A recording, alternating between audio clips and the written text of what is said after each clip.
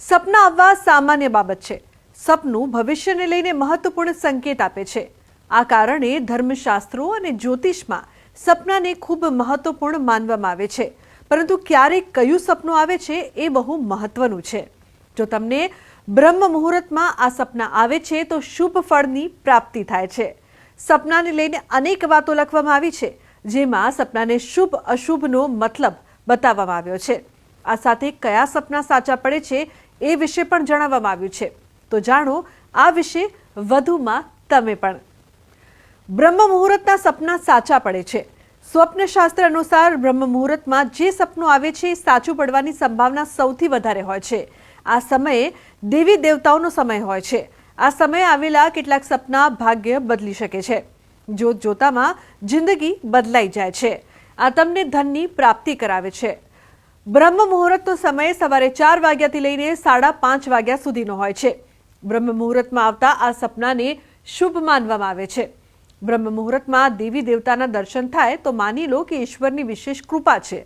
આ સાથે તમને જીવનમાં સુખ, સમૃદ્ધિ, માન સન્માન મળી શકે છે. કોઈ સારા ખુશીના સમાચાર મળી શકે છે. તમારી મનોકામના પૂર્ણ થઈ શકે છે. બ્રહ્મ મુહૂર્તમાં પાણીથી ભરેલો ઘડો તમે સપનામાં જુઓ છો તો જીવનમાં સુખ સમૃદ્ધિ મળવાનો સંકેત મળે છે. આ સપનું તમને બ્રહ્મ મુહૂર્તમાં આવે છે તો તમારી આર્થિક સ્થિતિ સારી થઈ શકે છે. આ સાથે તમને બીજા પણ અનેક લાભ થઈ શકે છે. બ્રહ્મ મુહૂર્તમાં સવારમાં તમને પ્રગટેલો દીવો દેખાય છે તો સમજી લો કે ભગવાન તમારા પર ખૂબ મહેરબાન છે અને જલ્દી ધનની પ્રાપ્તિ થઈ શકે છે.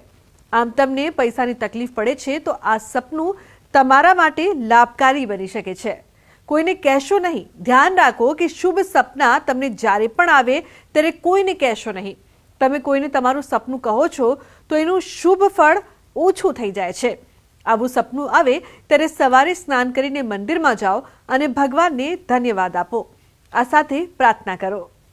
જ્યોતિષ શાસ્ત્રમાં સ્વપ્ન વિજ્ઞાનમાં કહ્યું છે કે પ્રાતઃ બ્રહ્મ મુહૂર્તમાં જો કોઈ સ્વપ્ન જોયેલું હોય એ હંમેશા સત્ય અને સાચું પડતું હોય. વિશેષ કરીને જ્યારે આપણને ધનની વર્ષા જેવા સપના દેખાય ત્યારે આપણા જીવનમાં સુખ શાંતિ આવે છે. સર્પ એટલે કહેવાય સાપનું સપનું વિશેષ આવતું હોય છે.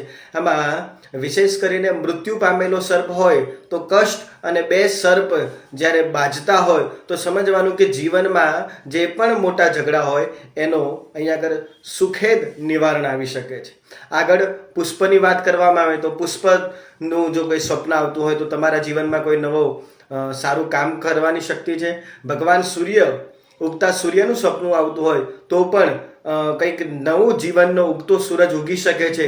મંદિર અને ભગવાન આ સ્વપ્નમાં તમને સુખ, શાંતિ અને સમૃદ્ધિ દેખાશે. વિશેષ કરીને સુંદર સ્વપ્ન, ખાસ કરીને કોઈનું મૃત્યુ હોય કે ગમે તેવું હોય એ સ્વપ્ન તમને જાગૃત અવસ્થામાં લાવશે અને એનાથી ડરવાની જરૂર નથી. પણ એક સારો સંકેત છે કે પરિવારમાં કોઈ બીમાર હોય તો એ બીમારીમાંથી મુક્ત થઈ શકે છે. અને આ સ્વપ્ન તમારા મનમાં રાખી અને ભગવાનની સામે પ્રસ્તુત કરો. અવશ્ય તમારું કોઈ પણ ખરાબ સ્વપ્ન હશે એ પણ સારું થશે. તો આજના મારા આ અહેવાલમાં બસ આટલું. ફરી મળીશું એક નવી અને મહત્વપૂર્ણ જાણકારીની સાથે. પરંતુ આ વિડીયોને આપ ખાસ લાઈક કરજો અને વધુમાં વધુ શેર પણ કરજો, જેથી સપનાને લગતી આ માહિતી બીજા લોકો સુધી પણ પહોંચી શકે. મળીએ જલ્દી એક નવા વિષયની સાથે. નમસ્કાર.